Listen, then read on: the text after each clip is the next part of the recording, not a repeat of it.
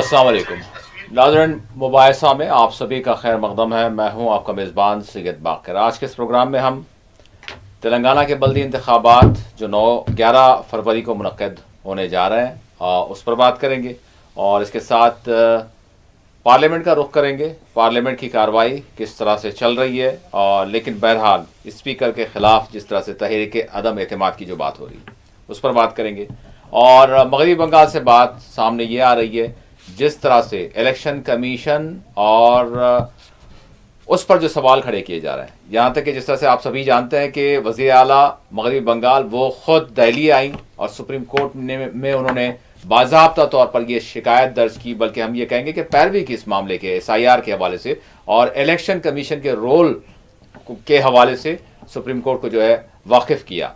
तो बहरहाल election commissioner के ख़िलाफ़ मुराद शिकनी, उनकी जो खिदमात जो फ़राइज़ हैं उस हवाले से क्या कुछ यानी कार्रवाई की बात की जा रही है, क्या मुतालबात किए जा रहे हैं, किस तरह की तहरीक की जाएगी, इस पर भी हम बात करेंगे। राजस्थान के बारान ज़िले में यानी फ़िरक़ा वाराना कशीदगी देखी जा रही है। वही बात हम ये देख रहे हैं कि जो हिंदी बेल्ट है यहाँ पर कहीं ना कहीं कुछ ना कुछ ऐसे वाक़यात रोनुमा हो रहे हैं जो फ़िरक़ा वाराना कशीदगी को ज़ाहिर कर रहे हैं। बड़े अफसोस की बात है। और इसी तरह से आसाम की अगर हम बात करें तो आसाम में जो जिस तरह की सूरत हाल को बनाया जा रहा है, वज़ीर आला की जानिब से मुसलसल जो बयानात फ़िरक़ा परस्ताना इश्तियाल अंगेज़ और फिर एक वीडियो का जारी करना जिसके हवाले से मजलिस की जानिब से हैदराबाद में भी बाज़ाब्ता तौर पर यानी CP से मुलाकात करते हुए मजलिस के यानी अरकान असम्बली जो हैं उनकी जानिब से एक वफ़द ने बाज़ाब्ता तहरीरी शिकायत दर्ज की है। उस पर भी हम बात करेंगे कि ये क्या मामला है और क्यों इस तरह की फ़िरक़ा परस्ती फ़िरक़ा वाराना जो है हालात को बनाने की कोशिश की जा रही है और एक कम्युनिटी को निशाना बनाया जा रहा है आसाम में।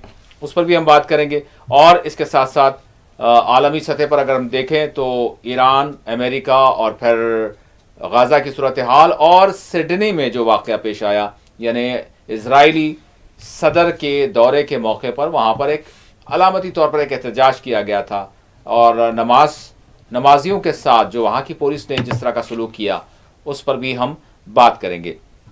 मेरे साथ इस वक्त स्टूडियो में मौजूद हैं सीनियर सहाफ़ी सियासी तजियाकार M.A. माजिद साहब। मैं माजिद साहब का स्टूडियो में इस्तकबाल करता हूँ। माजिद साहब अस्सलाम वालेकुम। बहुत शुक्रिया आपने वक्त दिया।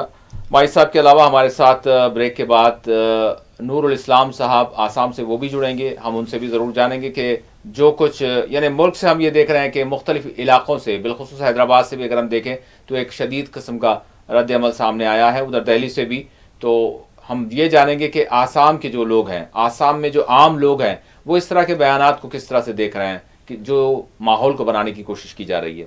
बहरहाल हम आगाज़ करेंगे तेलंगाना से। तेलंगाना में बल्दी इंतखाबात हैदराबाद को छोड़कर जिस तरह से 11 फरवरी को होंगे, 13 को नताइज सामने आएंगे। तो बहरहाल कल का दिन काफ़ी अहम है मकामी मसाइल के हवाले से। जी भाई साहब। बहुत बहुत शुक्रिया। यकीनन 116 म्यूनसिपैलिटी यानी बल्दियात और 7 म्यूनसिपल कॉरपोरेशंस जी यहाँ इलेक्शन हो रहे हैं और बड़ी इत्तेफाक की बात है कि हैदराबाद का जो GHMC है, GHMC जो इलेक्टेड काउंसिल है, वो आज 12 बजे उसकी मियाद ख़त्म होने वाली है। जी यानी अब ख़त्म, अब सरकार उस पर आ जाएगी, यानी इलेक्टेड बॉडी नहीं रहेगी। दूसरी तरफ इलेक्टेड बॉडियों के लिए इंतखाबात हो रहे हैं। तो अब इसके लिए तकरीबन 12,000 से ज़्यादा कैंडिडेट हैं। तो ये काफ़ी कुछ अहमियत का हामिल, इसलिए कि बहुत ही शदीद इंतखाबी मुहिम रही। चूँकि रूलिंग पार्टी कांग्रेस बहुत एक्टिव रही, उसके अलावा BRS भी कुछ कम नहीं रही। BRS भी काफ़ी जो है हुकूमत पर तनकीदें करते हुए जो वादे उन्होंने किए थे वो जो वादे नहीं निभाए गए उस पर काफ़ी सवाल उठाए हैं। चूँकि ज़्यादातर बल्दियात टाउन और शहरी इलाक़ों में है, शहरी इलाक़ों में BJP का जो मैसेज है, BJP और उसके साथ बहुत सी तंजीमें हैं, इनकी RSS की जो तंजीमें हैं, जो सनातनी तंजीमें जिसको कहते हैं, वो भी काफ़ी बड़ी एक्टिव तौर पर शहरी इलाक़ों में खुले तौर पर तो जो है पोलराइजेशन जिसको कह सकते हैं, यानी आमद बांटने की, लेकिन अंदरूनी तौर पर बड़ा काम हुआ इनका। तो ये 3 मेन स्टेक होल्डर कहे जाते हैं। लेकिन चौथी जो है वो है मंडी से इत्तेहादुल हिंद, वो कुछ कम तकरीबन 282 इनके जो है कैंडिडेट इन्होंने ठहराए हैं मुख्तलिफ बल्दियात में। तो ये कई जगह 4 रुखी मुकाबला होगा, कई जगह 6 रुखी मुकाबला होगा। तो ये बड़ी अहमियत का हामिल इलेक्शन माना जाता है। अब इसी की बुनियाद पर आगे देखेंगे, क्योंकि हैदराबाद की बल्दिया अब जो है जिसका जो हो गया उसके अतराफ़ में 7 कॉरपोरेशंस थे बल्दिया के और 20 म्यूनसिपलिटी से, यानी 27 बल्दी हल्के बल्दी अथॉरिटीज़ थी, जी सबको हैदराबाद में जम कर दिया गया। उसकी वजह से अब इसका जो रकबा पहले 650 मुरबा किलोमीटर होता था, अब जाके 2053 मुरबा किलोमीटर हो गया, बड़ा हो गया। और इसकी आबादी 1 करोड़ 34 लाख हो गई, काफ़ी बड़ा हो गया। अब ये हिंदुस्तान के दीगर मेट्रोपोलिस से भी बड़ा हो जाएगा ये जी। बताया। अब क्योंकि आज शब मेयार ख़त्म हो रही है इसकी, तो कल से ये अमल क्या होगा, क्योंकि 300 वार्ड बना दिए गए, 150 के बजाय 300 वार्ड बनाए गए, जबकि बॉम्बे में 227 वार्ड हैं जी, बॉम्बे की सबसे बड़ी जो म्यूनिसिपल कॉर्पोरेशन कहते हैं, लेकिन यहाँ उससे बढ़कर हो गए। तो अब ये स्पिरिट होंगे या एक ही अथॉरिटी के तहत होंगे, अब इसका फैसला शायद अब सरकार, चूँकि अपनी कल से सरकार हो जाएगी, इसके अंदर रियासती हुकूमत अपने नुमाइंदों को बिठाएगी इसके अंदर स्पेशल ऑफिसर की हैसियत से, तो उसका नक्शा लो। अब रही बात कल के इलेक्शन की, जैसा मैं बता रहा था कि 12,000 से ज़्यादा कैंडिडेट हैं और इसमें 4 जमातों की 4 पॉलिटिकल पार्टीज़ भी हैं। फिर चूँकि मुकामी नौयत के इलेक्शन होते हैं, यानी आज़ाद उम्मीदवारों की भारी तादाद भी है जी। तो अब इसमें सबसे बड़ी मुझे ये चीज़ महसूस हुई, आमतौर पर सिविक जो इलेक्शन होते हैं वो सिविक प्रॉब्लम्स के ऊपर ज़्यादातर फोकस होते हैं, लेकिन इस मरतबा मैं देख रहा हूँ कि सिविक प्रॉब्लम तो है जो इनके मौज़ूआत हैं पॉलिटिकल पार्टियों के भी, लेकिन इसमें कौमी यानी माफ़ की जगह इलाक़ाई मसाइल पर भी बहुत काफ़ी तवज्जो की जी। कौमी मसाइल पे जिस तरीके से जो बातें हो रही हैं, मैंने मुख्तलिफ जमातों के बीजेपी हो, MIM हो, कांग्रेस हो, कौमी जो पॉलिटिक्स हो रही उसका भी उन्होंने जो है इसको शामिल किया।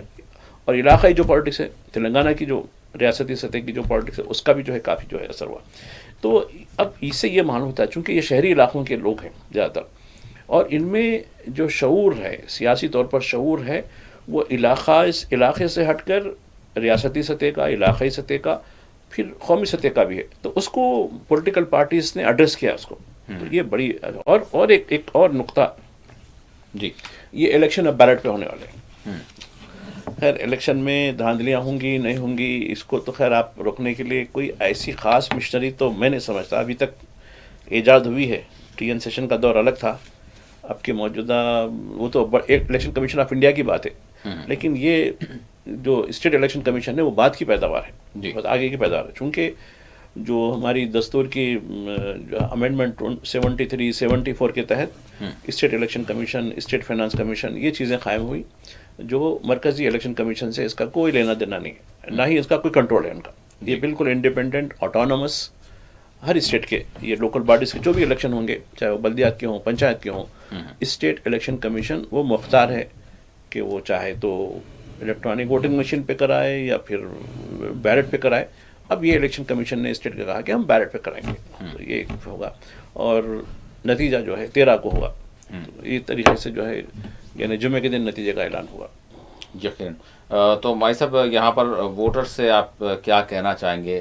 हम मतलब असम्बली के इंतखाबात के मौके पर भी बात करते हैं, पार्लियामेंट के मौके पर भी बात करते हैं, तो ये पार्लियामेंट असम्बली के साथ अगर हम इसको देखते हैं तो कितनी अहमियत है, क्या मामला है? मैं तो यही चाहूँगा कि जमहूरियत तभी मुस्तहकम हो सकती है कि जब हर शहरी अपना वोट डाले। ये और एक इसलिए भी हमारे यानी तेलंगाना में बहुत जल्द मरकज़ी इलेक्शन कमीशन जो ने इलेक्शन कमीशन ऑफ इंडिया कहते हैं उसको, उसका SIR होने वाला है। अब मैं देख रहा था यूपी के इस मामले में, यूपी में भी तारीख बढ़ा दी गई है और बंगाल में भी तारीख बढ़ाई है एक हफ्ते की कुछ। यूपी में देख रहा था, यूपी में जो डिफरेंस है कि वहाँ की स्टेट इलेक्शन कमीशन की लिस्ट में और जो इलेक्शन कमीशन ऑफ इंडिया ने जो SIR किया था जी, उसमें अभी तो फाइनल नहीं है, उसमें 4 करोड़ का फ़र्क है। बड़ी रियासत है तो वो नहीं, तो ये डिफरेंस क्यों आया? तो अब मैं आपसे कहूँगा कि चूँकि आप शहरी इलाकों के लोग हैं तो आप अपने अपने एक एक वोट का इस्तेमाल करके उसको नोट रखें कि हाँ मैं इस्तेमाल किया। कल के दिन जब SIR शुरू होगा तो जब मरकज़ी इलेक्शन कमीशन को आप बता सकते हैं कि मैं इतना वोट डाल चुका हूँ, स्टेट इलेक्शन कमीशन के जो है, जो स्टेट के जो इलेक्शन हुए स्टेट डोमेन में, उसमें मैं वोटर रह चुका हूँ, फला हूँ। तो इस तरीके से आपका एक सदाकतनामा होता है। तो इस हैसियत से भी आप उस हैसियत से भी वोट डालिए कि आपकी जमहूरी जिम्मेदारी है। जी जी। और कैसे किसको मुंतखब करना है। अब आप देखिए, दावे तो बहुत होते हैं जी। आपको जो है हथेली में जन्नत भी दिखा देते हैं लोग, मुर्गी, मटन, बॉटल सभी मिल जाती है, लेकिन ठीक है, सब मिलने के बावजूद भी आप अपने ज़मीर पर आवाज़ दें, अपने ज़मीर की आवाज़ पर वोट दें, और अपने घर के पूरे लोगों को निकालें, बल्कि अपने ख़ानदान के लोगों को निकालें, अड़ोस पड़ोस में निकालें। एक बाशऊर शहरी की जिम्मेदारी है कि वो यकीनी बनाए कि हर तरीके से जो है अपने वोट का इस्तेमाल हो। यकीन इस बात की ज़रूरत है। मैं यहाँ पर माजिद साहब, अब हम स्पीकर के ख़िलाफ़ जो तहरीक अदम एतमाद की बात है, और जो पार्लियामेंट की जो रुदाद है, इसको किस तरह से देख रहे हैं? मुद्दे और फिर एक्चुअल जो है बजट का मामला, और फिर अवामी मसाइल, और फिर साथ ही साथ अपोजिशन की जानिब से जो जिस बात को जो है ज़ोर दिया जा रहा है, और उधर हम देख रहे हैं कि सरकार की जानिब से उसको जो है यानी मुस्तरद किया जा रहा है। अब इसमें स्पीकर का वाकई बड़ा अहम रोल होता है। देखिए, दस्तूर में जी स्पीकर के बारे में ये बताया गया है कि वो स्पीकर तमाम अरकान के कस्टोडियन होते हैं, तमाम हाउस के कस्टोडियन होते हैं, और मुकम्मल गैर जानिबदार होते हैं। वो कि वो किसी एक पार्टी से मुंतखब ज़रूर होते हैं, मुंतखब होने के बाद वो कुर्सी पे बैठने के बाद ये तमाम के हो जाते हैं, वो जानिबदारी नहीं कर सकते। लेकिन यहाँ 2-3 रिवायतें ख़राब हुई।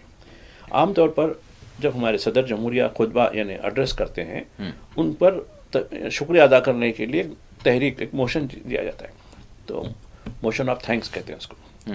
उस पर जब बजट यानी बहस जो डिबेट इनिशिएट होती है, तो आमतौर पर जो मुसल्लिमा लीडर ऑफ अपोजिशन होते हैं उनकी तरफ से होती है। तो अब उन्होंने कुछ नुक्ते निकाले थे, खैर अभी फौजी साहब को भी लाए, अभी स्क्रीन पर लाए हमारे कामयाबी से, बहुत उनको परसू करें, लेकिन वो लिखावा तो सही है उनका जो भी है, आप पब्लिश क्यों नहीं करें वो अलग सवाल है। तो उस पर काफ़ी बहस हुई, तो उनको बोलने नहीं दिया जा रहा था। उसकी वजह से पूरा हफ्ता, लास्ट वीक पूरा हफ्ता कार्रवाई ख़त्म हो, और वज़ीर आज़म जो बहस पर जवाब देना चाहिए था बिना जवाब के चले गए। एक तो ये कि लीडर ऑफ अपोजिशन वो भी उसको प्रोटोकॉल होता है, उसको बात करने का मौका नहीं दिया गया, नंबर 1। नंबर 2, स्पीकर चूंकि सबके कस्टोडियन होते हैं, बशमूल प्राइम मिनिस्टर, हाउस के अंदर पूरा डोमेन, उनकी इजाज़त के बगैर ना हम आ सकते ना जा सकते। मीडिया के लोग कह रहा हूँ, या जिसको भी गेस्ट को भी बुलाना हो करना हो, उनकी इजाज़त ज़रूरी होती है, उनकी इजाज़त से सब आ सकता है। तो उनकी इजाज़त से भी अरकान आते हैं, उनकी इजाज़त से अरकान जाते हैं, ये एक सिस्टम है। वो कहने लगे कि मैंने खुद पीएम को मत आने के लिए कहा, आप आओ मत आओ, जवाब मत दो, चूँकि आपको ख़तरा लाक है, कुछ अरकान से ख़तरा लाक है। मुझे ख़ास तौर पे सोर्सेज से मिला, मतलब सोर्सेज क्या है भाई, ये क्या इन्फॉर्मेशन मिली आपको? तो ये 2 जानिबदारी हो गई। एक जानिबदारी तो ठीक है भाई, उनको बहस करने नहीं दे रहे, उनको दलील पेश करने नहीं दे रहे, वो अलग सवाल है। उस पर क्या क्या धंधा हुआ 1 हफ्ते तक, फिर कुछ अरकान को सस्पेंड भी कर दिया गया पूरे सेशन के लिए, ठीक है, स्पीकर का इख्तियार है। दूसरा ये पीएम को ये कहना, वो बताए कि नहीं मैंने खुद बताया, पीएम नहीं आए, बताए तुमको खतरा लाक है। यानी हमारे विश्व गुरु को, जिनका 56 इंच का सीना है, जो हर एक से जो है लोहा ले देते हैं, वो ऐवान के अंदर वो भी खातून अरकान से खतरा लाक हो गया। बहुत ताज्जुब की बात हुई। ये फ्लैश पॉइंट बन गई अपोजिशन के लिए। जी। रही बात बहस की, अपोजिशन को मालूम है इसको डिफीट हो जाएगी। आप पर एतमाद नहीं है कि जो मोशन, जो तहरीक चली गई है, जी, नो ट्रस्ट मोशन हुआ थी ना, जी, ये मालूम है कि उनके नंबर गेम है ये। लेकिन जब नो ट्रस्ट मोशन होता है तो आमतौर पर ये रिवायत रहती है कि उस वक्त चेयर पर स्पीकर नहीं रहे, चेयर पर स्पीकर नहीं रहना जी, नंबर 1। अब ये मुझे हमारे जो है 9 बजे के हमारे साथी उससे पहले शुरू हो गए, स्पीकर ने वैल्यूज को वो कर दिया कि वो कहा कि ये बहस के वक्त वो नहीं रहेंगे। अरे कन्वेंशन है भाई, आप देखिए ब्रिटिश का जो कॉन्स्टिट्यूशन है वो कन्वेंशन का है, अनरिटन कॉन्स्टिट्यूशन है जी, लिखा हुआ नहीं है। हमारा जो कॉन्स्टिट्यूशन है लिखा हुआ है जी हाँ। ये देखिए, तो हमारे रिवायतों इसमें जो होती ना, जो दस्तूरी रिवायतें हैं उसको हम कंटिन्यू रखें। कई तकरीबन रिटर्न है, कई अनरिटर्न भी है, जैसा कि ब्रिटिश का कॉन्स्टिट्यूशन है, अनरिटन कॉन्स्टिट्यूशन है। तो ये बताना मकसद है। तो अब उसको ऐसा हाइप हाइप हाइप देख रहा हूँ मैं, 7 बजे से देख रहा हूँ। बोला भाई आज जल्दी से उठ गए लोग, क्या बात है, 9 बजे के बाद 7 बजे से उठ गए लोग। वो फ्लैश वो फ्लैश वो फ्लैश, क्या मॉरल है, वाकई बहुत मॉरल है, प्यार है। अरे भाई, तो इसमें यह होगा डिफीट तो होगी, अपोजिशन कामयाब नहीं होगा, लेकिन कामयाबी किस नौयत की होगी? जिस तरीके से पिन पॉइंट किया जाएगा कुर्सी के बारे में, पिन पॉइंट किया जाएगा उनकी जो है जानिबदारी को, पिन पॉइंट किया जाएगा किस तरीके से वो अपोजिशन को गला दबाते हैं और सरकार की जो है पुष्पनाई करते हैं। क्या स्पीकर को जेब देता है? ये डिबेट होगी जरूर। वोटिंग पे तो खैर जी जो बोलेंगे ठीक है भाई, जो भी हो, लेकिन ये एक मौका है इस तरीके से। तो अब ये पार्लियामेंट का जो बजट सेशन है वो डीरेल हो गया, हाँ, पटरी से उतर गया जी। एक तो मोशन ऑफ थैंक्स पे जो डिबेट होनी चाहिए थी वो डिबेट नहीं हो पाई, उस पे डिबेट पे जो जवाब होना चाहिए था वो जवाब नहीं आया। जी हाँ। अब जो रेगुलर बिजनेस है वो खराब हो जाएगा। जी हाँ। रेगुलर बिजनेस के बजाय नो ट्रस्ट मोशन शुरू होगा और उस पर जो है अरकान तैयारी करके बहस करेंगे, वॉकआउट होगा, माना जो भी होगा जी। फिर तो यानी फिर वही मामला होगा कि फिर वो जो बजट की बातें हैं जिस पर बहस होनी चाहिए, जिस पर नहीं सवाल कुछ होना जवाब- नहीं। देखिए सरकार भी तो यही चाहती है भाई, अरे यार हमसे क्यों सवाल पूछते हो, हम तो वैसे भी।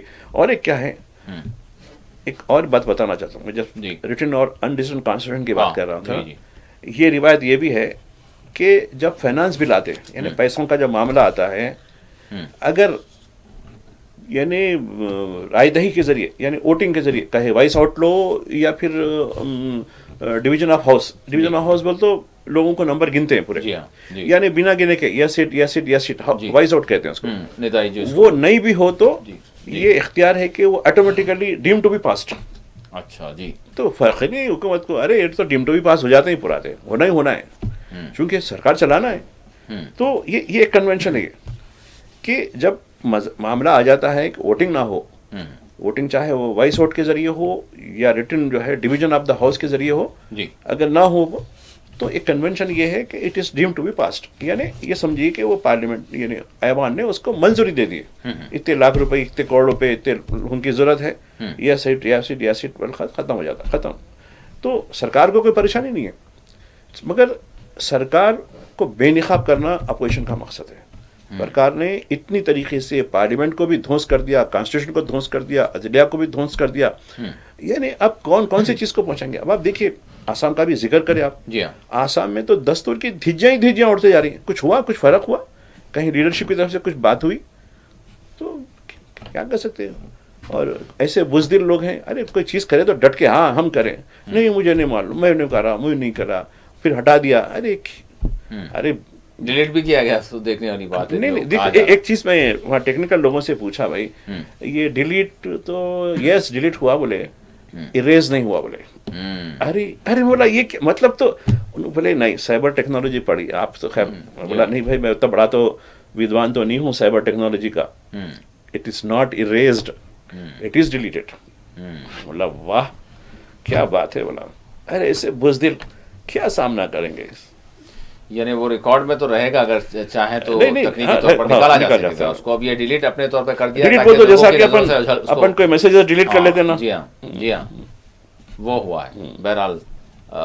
और मुझे बड़ा वो हुआ, हालांकि लफ्जों का खेल है, इरेज और डिलीट के माने जी हाँ। हम तो एक ही समझते थे। अरे भाई नहीं आप आपके फोन पे भी देखिए, फोन पे भी जाइए, डिलीट का एक आइटम अलग रहेगा, इरेज का आइटम अलग रहेगा। बोला उतना कौन फर्क देखता साहब। भाई साहब, इसी के साथ एक जानिब अगर हम पार्लियामेंट में देख रहे हैं तहरीक अदम एतमाद, वो भी स्पीकर के खिलाफ, दूसरी जानिब हम इलेक्शन कमिश्नर के खिलाफ जो है एक तहरीक मगरबी बंगाल में देख रहे हैं। देखिए ये तो अभी चूंकि स्पीकर का मामला सामने आया, ममता बनर्जी जब दिल्ली में थी उन्होंने यानी चीफ इलेक्शन कमीशन के खिलाफ जो है एक तहरीक के लिए मोशन जो है तो वो पेश करने की बात की थी, लेकिन चूंकि दूसरा एजेंडा सामने आ गया, जी हाँ। तो लिहाजा ये नहीं, अलबत्ता वेस्ट बंगाल की जो असेंबली है वो तो पास करेगी। सेंसरशिप कहते हैं, तहरीक मलामत, यानी हम तेरे पे मलामत करते हैं, थू कहते हैं, मतलब मलामत के माने थू के होते ना।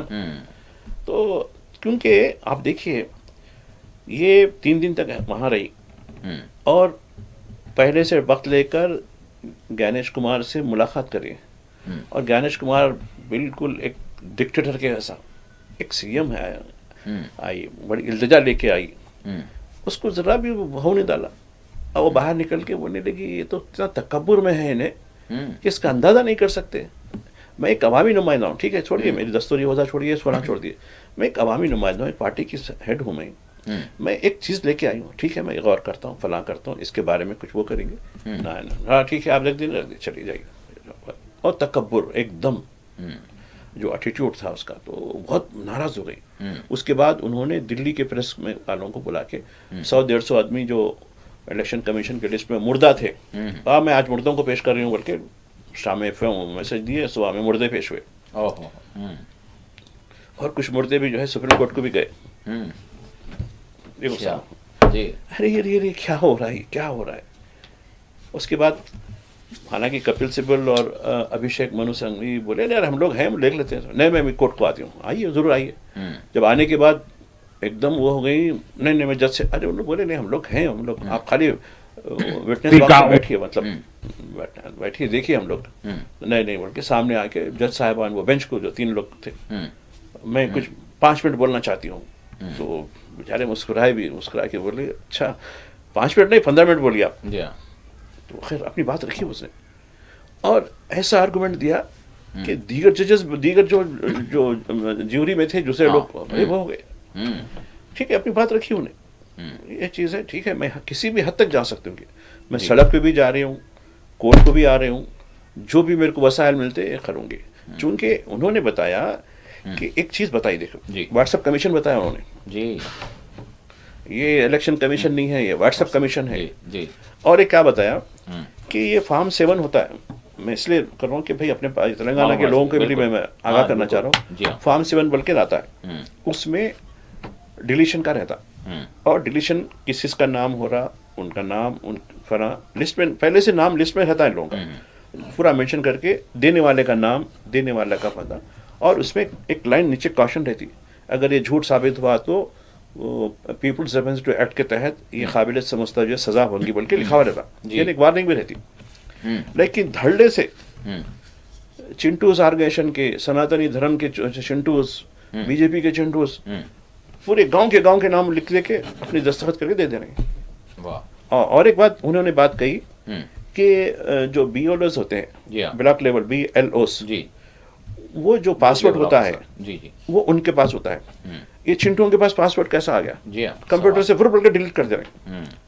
तो उन्हें बताया कि मैं एक रियासत छोड़ के आई हूँ आपके पास, एडमिनिस्ट्रेशन छोड़ के आई हूँ, क्योंकि ये बहुत अहम मसला है। तो खैर ये तो होता है, मुल्क किस तरफ जा रहा है, पार्लियामेंट किधर चल रही है, कोर्ट किधर जा रहा है, दस्तूर किधर जा रहा है, और मुल्क के हालात कैसे हैं। मैं एक अखबार देख रहा था, टेलीग्राफ, आप भी वाकिफ होंगे, हिंदू पाकिस्तान बोल के सुर्खी लगाया, इदारे में क्या लिखता है, वर्चुअल जेनोसाइड। मैं बोला जेनोसाइड तो हम यहाँ देख रहे हैं, ये एक्चुअल जेनोसाइड देखे गजा में। अब ये जो आसाम में जो कुछ हो रहा है ये वर्चुअल जेनोसाइड हो रहा, और मुल्क तेजी के साथ एक जेनोसाइड की तरफ बढ़ता जा रहा है। और जो पाकिस्तान का नजरिया बताया, पाकिस्तान का नजरिया बताकर वहाँ भी फिर भी जो है माइनॉरिटीज़ को वो सीटों का रिजर्वेशन फला वो ये कुछ है, ठीक है, उनको सेकंड ग्रेड सिटीजन देते। अब यहाँ पूरी तरीके से उससे बदतर कर दिया गया, हिंदू पाकिस्तान कर दिया, एक सुर्खी लगाया, बड़ी सुर्खी जी। मैं बोला क्या डेर अखबार है भाई ये बड़ा।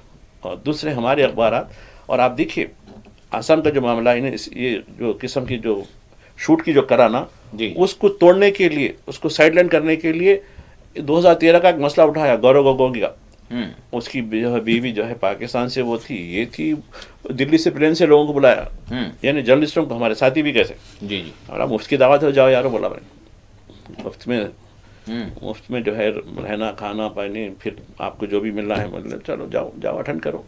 तो बड़ा बहुत ऐसा बड़ा खुलासा, बस फुस हो गया, वो कुछ भी नहीं निकला। आज उसकी गौरव जो है गोगोई की देख रहा था मैं बात, उन्होंने बोला अरे वो जो NGO है, 2004 या 5 में CM थे साहब, ये जी पूरा काम गुजरात का इन्हीं से करवाए थे वो, जब वो नहीं थे। और 2013 की बात है ये, आपने एसआईटी कायम की थी, जी हाँ, एसआईटी की रिपोर्ट को देख लीजिए, उसमें क्या है। एग्जैक्टली। और उसके अलावा और एक बात, ये 2013 का है। एक जी। और बात जो बड़ी मजे की है, जी अच्छा, ब्रेक का वक्त नहीं हो नहीं गया। 2015 में जी।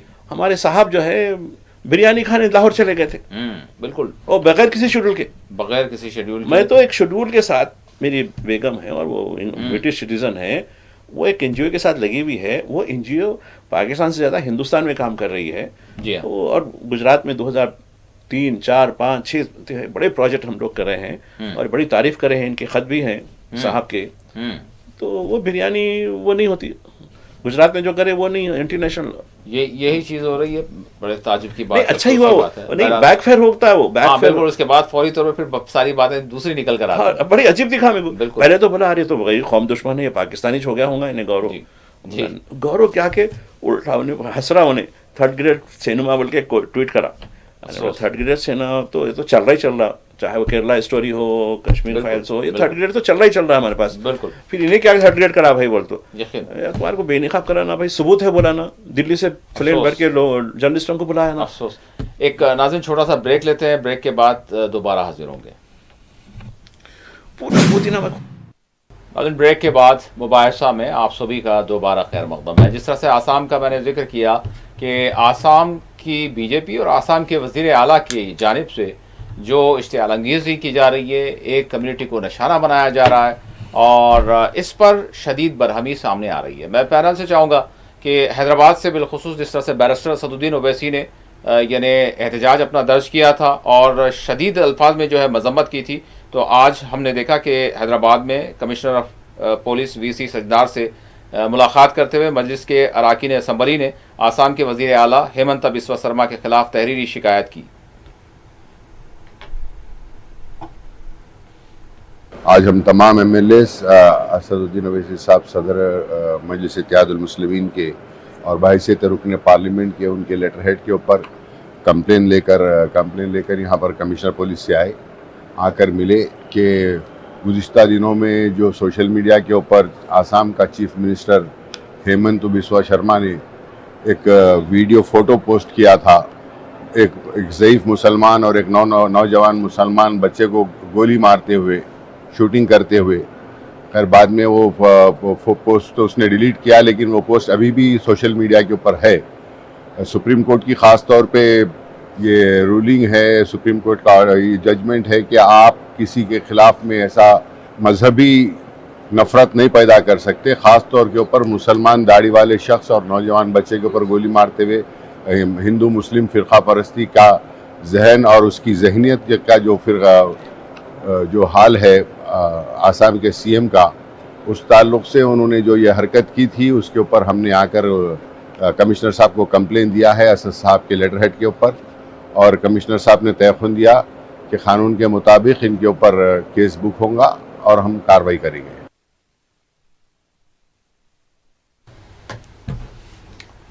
इस वक्त हमारे साथ आसाम से गुवाहाटी से नूरुल इस्लाम साहब, सियासी व समाजी जहदकार और इत्तेहाद फ्रंट के सरबराह, वो हमारे साथ जुड़ चुके हैं। नूरुल इस्लाम साहब अस्सलाम वालेकुम। वालेकुम सलाम।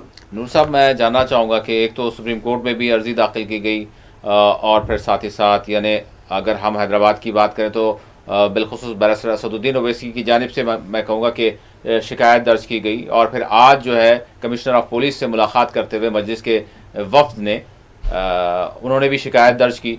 तो बहरहाल रिएक्शंस आ रहे हैं। मैं आपसे जानना चाहूँगा कि जो माहौल आसाम में नज़र आ रहा है, अभी तो इंतखाबात को वक्त है, क्या ये इंतखाबात की वजह से ये नज़र आ रहा है, ये जो कुछ इश्तियालंगेज़ी की जा रही है, जिस तरह की हरकतें हो रही हैं, या फिर मामला कुछ और है?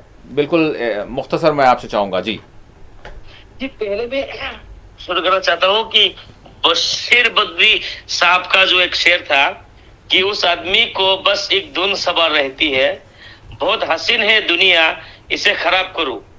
तो ये हालात है असम का वजीर आला का। जी, असम का जो माहौल इतना अच्छा था। आसामी लहजे में आपने उर्दू का शेर बड़ा अच्छा और बड़ा अच्छा लग रहा है। बिल्कुल। जी जी जी जी शुक्रिया। जी तो देखिए, ये असम में वजीर आला यही चाहते हैं कि ये जो असम का जो खूबसूरती था, असम में जो भाईचारा था, असम में जो है एक एकता का जो माहौल था, इनको खराब करने के लिए तुली हुए है। वो चाहते हैं कि इसमें जो एक हिंदुत्ववादी का जो एक रंग ढालने की कोशिश कर रहा है। तो ये काफी दिन से चल रहा है कि पहले भी उन्होंने असम बीजेपी का जो एक शेड्यूल में असम का मुसलमानों को दिखाया गया कि अगर ये भाजपा सरकार नहीं आएंगे कि असम में जो दिसपुर है यानी कि असम का कैपिटल को वो असम का मुसलमान ने कब्जा करने वाला है, इस तरह का नफरत भरी एक वीडियो जाहिर किया था। हालांकि 4 दिन पहले असम का वही भाजपा का एक शेड्यूल में कि मुसलमानों को गोलियों से भून रहा है असम का वजीर आला, यानी कि एक मॉडर्न हिटलर की तरह उन्होंने पेश किया गया था। लेकिन देखिए ये भी सोचने वाली बात है, जिस बार मलेशिया में हमारा वजीर आजम को वो देश का सर माने एकदम हाईएस्ट जो ऑनर दे रहा था। जी जी, मलेशिया ये भी सोचने वाली बात है। जी देखिए जो एक मुस्लिम कंट्री ने हमारा वजीर आजम को हाईएस्ट ऑनर दे रहा था, उस वक्त उसी देश का एक स्टेट में मुसलमानों के खिलाफ नफरत खुल रहा था। तो अचानक वो डिलीट हो गया। खैर, लेकिन आज का जो वजीर आला का बयान है, जो ये बैरिस्टर असदुद्दीन ओवैसी जी ने भी एफआईआर किया है, वो भी हम लोग देखा। और उसके बाद ऑनरेबल सुप्रीम कोर्ट में भी कई लोगों ने अर्जी लगाई।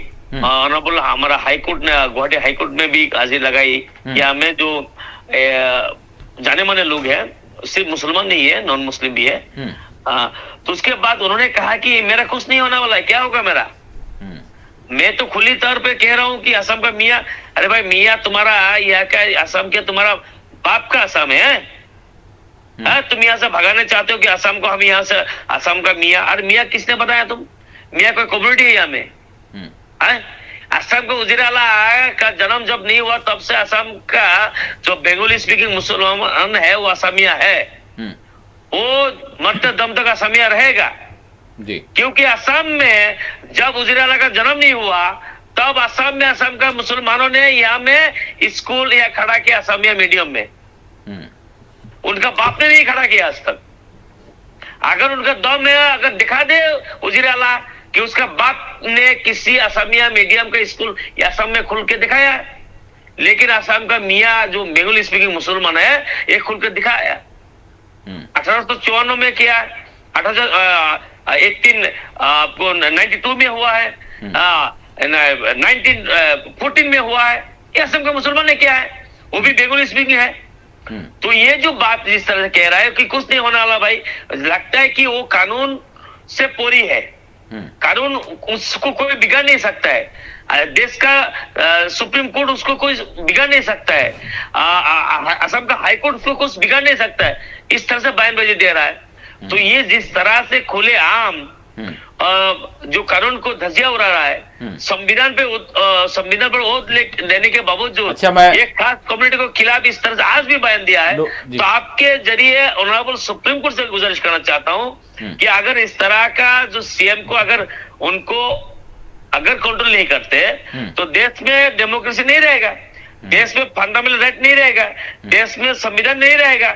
संविधान के खिलाफ खुले तौर पर इस तरह से बयानबाजी करने के बावजूद वो कोई स्टेप नहीं ले रहा है। दूसरी बात, असम का जो भाजपा का जो असम बीजेपी का जो प्रेसिडेंट है, उन्होंने बाकायदा एक किस तरह से बात कि अगर माहौल को खराब हो रहा है, लोगों का यहाँ का जहन में खराब दिखा रहा है, इसलिए डिलीट किया है। भाई वो तुम्हारा जो पोस्ट डिलीट किया है, तुम्हारा पोस्ट बनाने के लिए दिया किसने? तुमने जो पोस्ट है के जरिए बना के जो तुम्हारा एक शेड्यूल में अपलोड किया था, किसने बोला था तुमको भाई? किसने बोला था? तो जिस तरह से यहाँ में माहौल को बिगाड़ने पर उठा हुआ है, अगर ऑनरेबल सुप्रीम कोर्ट ने अगर संज्ञान नहीं लेते हैं ना, यहाँ का माहौल इस तरह से बिगड़ रहा है।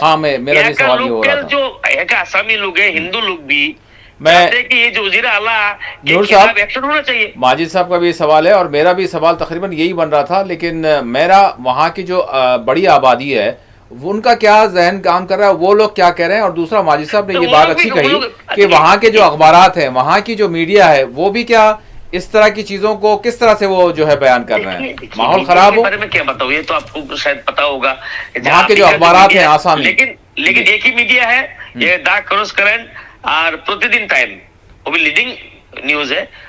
वो उससे भी ये निकल के आया है कि ये वजीर आला का जो बयानात है, वजीर आला का जो एक्टिविटीज है, ये शर्मनाक है, ये संविधान के खिलाफ है, इस तरह से निकल के आया है। और दूसरी बात है, असम का जो मेजोरिटी कम्युनिटी है, तो मेरा जो जितना जानकारी है, मैं 4-5 जो आपको बार एसोसिएशन का लॉयर से भी बात कर चुका हूँ, वो लोग कह रहे हैं कि ये जो कर रहा है ये संविधान के खिलाफ है।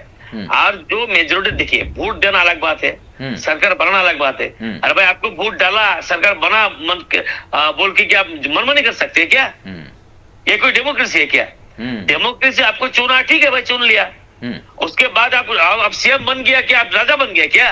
ये क्या राजा है क्या? ठीक है, अगर तो अगर ये बात है, जो ध्यान में है कि कुछ लोग, देखिए भाजपा का जो अंधभक्त जो है, तो पता ही है सबको, वो अलग स्टोरी है, लेकिन जनरल जो है सोच कर लोग है, वो लोग चाहते हैं कि इस तरह का बयानात के खिलाफ ठोस सबूत उठाना चाहिए। लेकिन ये सब कदम जो उठाएगा जी, ठोस कदम उठाने के लिए अभी सुप्रीम कोर्ट चाहिए, क्योंकि एक सीएम के खिलाफ आप देखिए, बैरिस्टर असदुद्दीन ओवैसी ने तेलंगाना में एफआईआर भी किया है।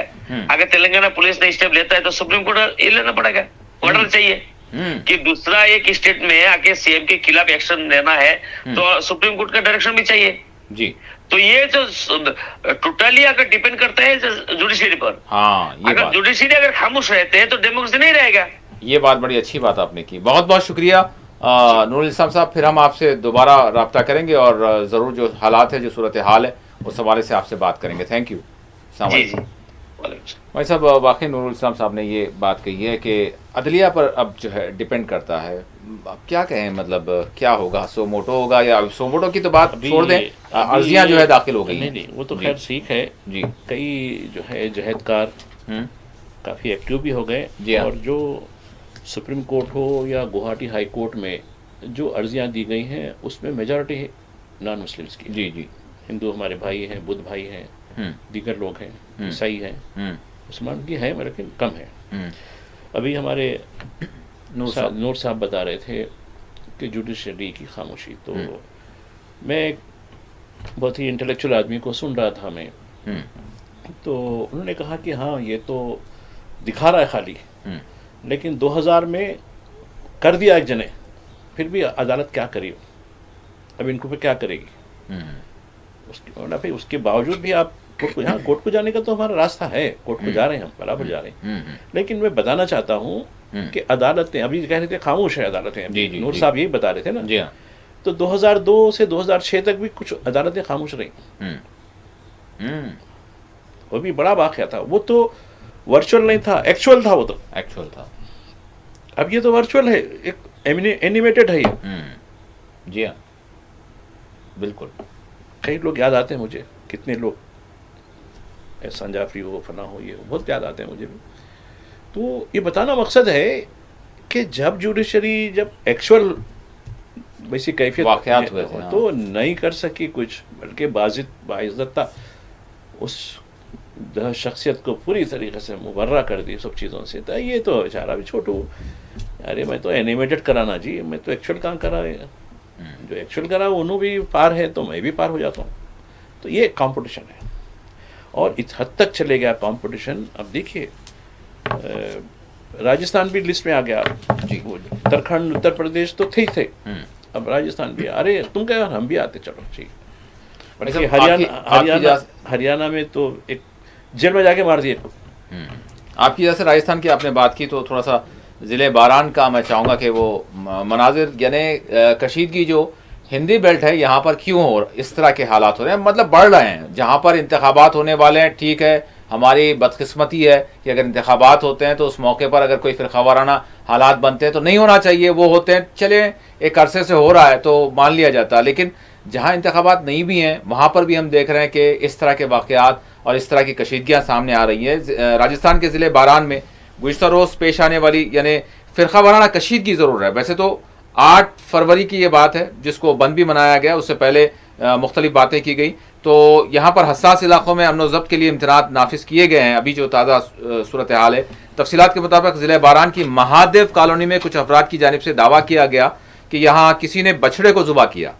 बछड़ा ज़ुबा करने वालों के खिलाफ कार्रवाई का मुतालबा करते हुए यहाँ पर जैसे ये बात आम हुई, लोग सड़कों पर निकल आए और फिर 8 फरवरी को यहाँ पर बंद भी मनाया गया और गुज़िश्ता रोज़ मुश्तइल अफराद सैकड़ों की तादाद में सड़कों पर निकल आए और संगबारी वगैरह करने लगे। यहाँ पर पुलिस से जो है इनका यानी आमना सामना हुआ और फिर पुलिस की जानिब से कुछ कहा जाता है कि कार्रवाई की गई, जिस पर मज़ीद जो है यहाँ पर लोग बरहम हुए, जो कुछ इसमें से जो है मुश्तइल यानी इश्तियाल अंगेज़ी भी कर रहे थे और हमले करने की भी कोशिश कर रहे थे। जो बहरहाल तस्वीर आप देख सकते हैं। पुलिस का कहना है कि हालात को कंट्रोल में करने के लिए ज़रूरी कार्रवाई जो है की जा रही है, लेकिन बहरहाल ये वाक़या सामने आया कि एक बछड़े को जो है यहाँ पर किसी ने ज़ुबा किया।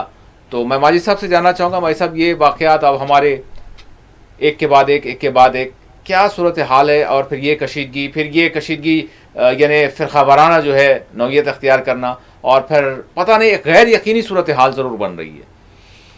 देखिए, मैं कुछ देर पहले वहाँ के एसपी के बयान सुन रहा था मैं जी।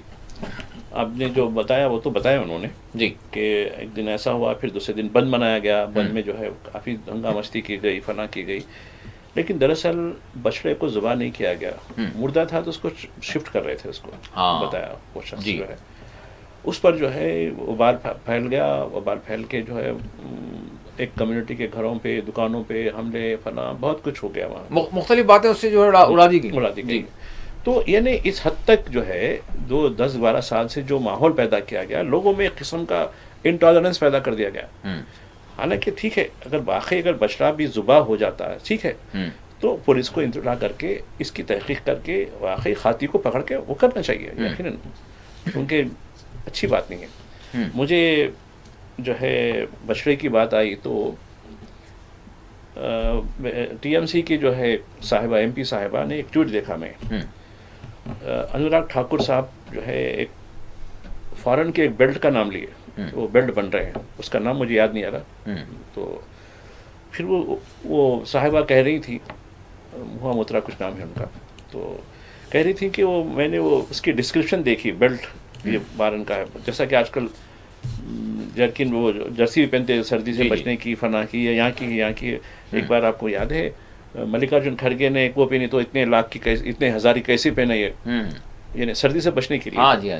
तो वो बेल्ट का उन्होंने कहा कि अरे ये तो बछड़े के चमड़े से बनता है और ये वहाँ से आता है, ये बछड़े को हलाक करके उसका चमड़ा निकाल के इसकी बनते हैं, और आप कैसे गौरक्षक हैं बोल के एक ट्वीट आया, आज ही देखा मैं। हाँ, अरे बोला ये बेचारा शान क्यों बगा रहा है, ये इसका है बोल के बताया, बेल्ट मैं वहाँ से लिया, बेल्ट ये फला है, ये कंपनी का बेल्ट है। तो उससे जाके वो कंपनी आजकल देखिए फौरी तौर पे मालूम हो जाती उसको, जो है उसकी सारा जो है AI से मालूम कर लिए कहाँ है, उन्हें सब बता दिया, उन्हें फला का है, ये इसका इस तरीके से होता है, इसके चमड़े का बनता है, ये तो ऐसे गौरक्षक है। और एक जो है तुम्हारा जो है मुजफ्फरनगर में जो है ना, उसका जो है खुद यानी बीफ एक्सपोर्ट है उसका, एक अरबी नाम से, वो अभी याद नहीं आ रहा मुझे। जी। तो इस तरीके से ये लोग खुद कारोबार करते हैं। और आप देखिए जितने भी 7 या 8 कंपनियां हैं, और मैं कल देख रहा था, इससे पहले भी आपको बताया मैं जी, मदर ऑफ ऑल डील हो रही थी ना, हाँ, तो उसमें सबसे बड़ा आइटम बीफ एक्सपोर्ट का है। और बीफ एक्सपोर्ट में पूरे मुल्क से जितना बीफ एक्सपोर्ट होता है उसका 40% यूपी से जाता है। ये मैं नहीं कह रहा हूँ। मदर यानी यूरोप, फादर यानी अमेरिका, और चिल्ड्रन बोल तो इंडिया। आप उसको तो नहीं बोलूंगा, नहीं भाई साहब, इनु माँ उनु बाप, मतलब नहीं साथ किया था तो मदर ऑफ, नहीं ये तो फिर ऑल डील्स का नहीं लावालत, देखो लावालत फैमिली कैसा होती भाई, लावालत नहीं है, उनो जो है अमेरिका फादर, यूरोप मदर, और हम चिल्ड्रन। अरे भाई फैमिली करो पूरी, आप फैमिली नहीं करके क्या, फैमिली कभी पूरी होती जब 2 बच्चे होते उसको, वो होती। अरे बेचारा लावालत फैमिली की क्या करेंगे आप, वही बोल रहा हूँ, चिल्ड्रन ऑफ ऑल डील्स।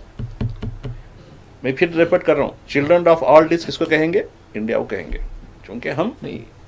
अब देखिए आप पॉलिसी को कह लें, जो पॉलिसी इकोनॉमिकल जो अपनाई गई है, आप वो अब आप सारा देश है, आप कुछ भी बोलिए, बस आप कुछ भी बोलिए, आप पॉलिसी को क्रिटिसाइज कर रहे हैं। नहीं, मैं भी अपने आप को समझता हूँ कि we are the children of all deals, we all including all.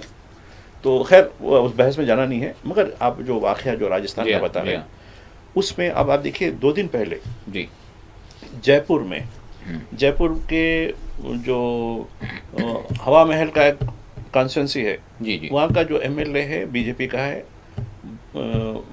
बाल मुकुंद आचार्य, वो उसके पड़ोस में एक और एक हल्का है, वहाँ एक खाजी बल्कि एक मुस्लिम एमएलए है। वहाँ जो है एक ऐसी बड़ी दरगाह है जी जहाँ बेशुमार हर तबके के लोग आके अपना जो है जो भी अपने लिहाज से वो कर लेते हैं, दुआया कर लेते हैं। तो वहाँ एक शेड डालने के लिए गवर्नमेंट के पैसे से कलेक्टर को लिख के 20 लाख रुपए से एक शेड डाल रहे, शेड का भाव। तो आके अरे तेरा हल्का ही नहीं है ना, तो हल्का नहीं है तो क्या, मैं ठेकेदार यहाँ का सब हूँ, मेरे सब क्या था, दंगा मस्ती, पुलिस भी कानून के साथ रहेगी, वो शेड बढ़ गया, खत्म हो गया। अरे मतलब ये कलेक्टर के पैसे से, सरकारी पैसे से चल रहा है। लोग क्योंकि इतने ज़ाराइन आ रहे हैं, उनको धूप में बारिश में ये अच्छा नहीं, इसलिए लगा तो नहीं होना ये, हम तो यहाँ से निकालना चाह रहे हैं आप लोगों को, यहाँ रहे बोल बड़ी 2 MLAs के अंदर आबादी के, पुलिस क्या करेगी, नहीं पुलिस वाली ने रोक दो साहब, फिर वक्त तो रोक दो, अब कब होता क्या नहीं। ये 3 दिन पहले की बात है जी हाँ, ये जयपुर के अंदर कह रहा हूँ जी हाँ। तो अब ये कंपटीशन हो गया, कौन कितना सताता भाई देख लेंगे, देखो चलो आप क्यों। बहरहाल ये चीज़ किसी भी सूरत में बेहतर नहीं हो सकती, लेकिन ये हो रहा है और अब इंतखाबात से परे हो गई ये बात। मतलब ये हमेशा का ऐसा लग रहा है, जो हालात, जो जहन साजी, जो सब कुछ चल रहा है, बहुत अफसोस की बात है। देखिए वाराणसी में आज की खबर देखे आप? जी जी जी, वाराणसी का, जी जी। आप जो है कुछ दिन पहले मूर्तियों को करे, अब वहाँ के लोगों को तसल्ली देने के लिए, दिलासा देने के लिए एक यानी लीगलाइज मुस्लिम बस्ती को, दाल मंडी नाम है, दाल मंडी जी, चकले लगा दिया पूरा, दुकान वगैरह। एक तो दुकानदार खुद अपनी दुकान को आग लगा दिया।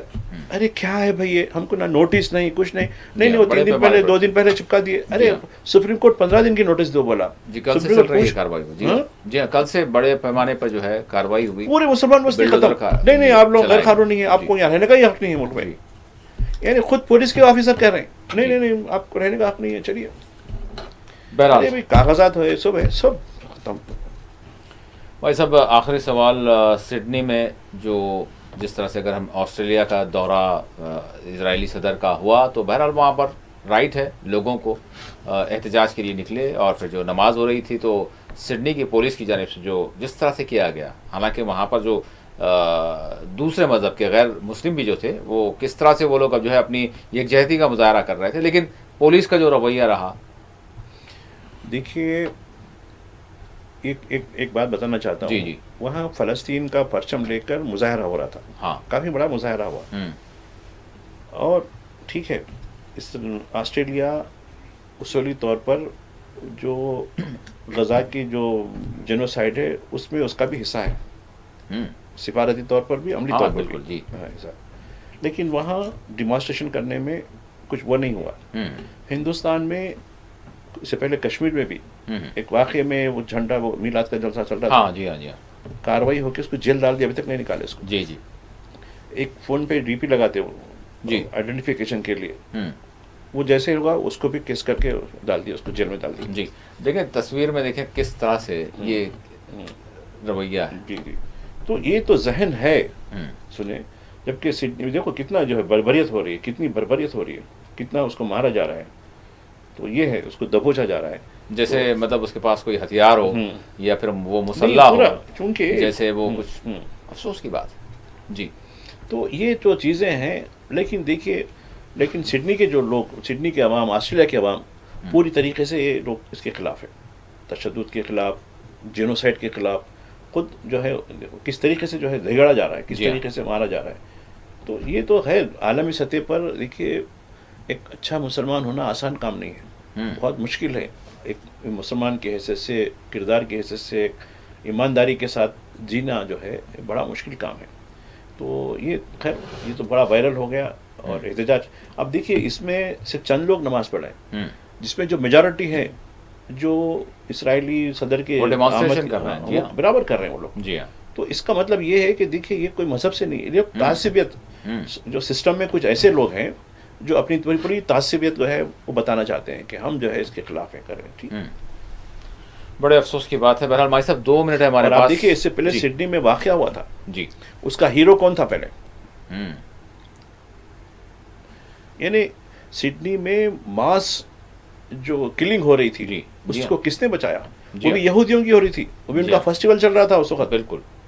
तो ये समझने की ज़रूरत है कि और एक्चुअल उस पर भी राज के पर्दे पड़े हुए भाई साहब, अभी तहकीकात के हवाले से उसके तार वहीं से मिल रहे हैं जो जहाँ का सदर अभी आया हुआ है, जी हाँ, जी हाँ, उसके तार वहीं से मिल वहीं रहे से हैं मिल रहे हैं। एक्चुअल। सही है। बहरहाल ये चीज़ है, ये जानिबदारी है।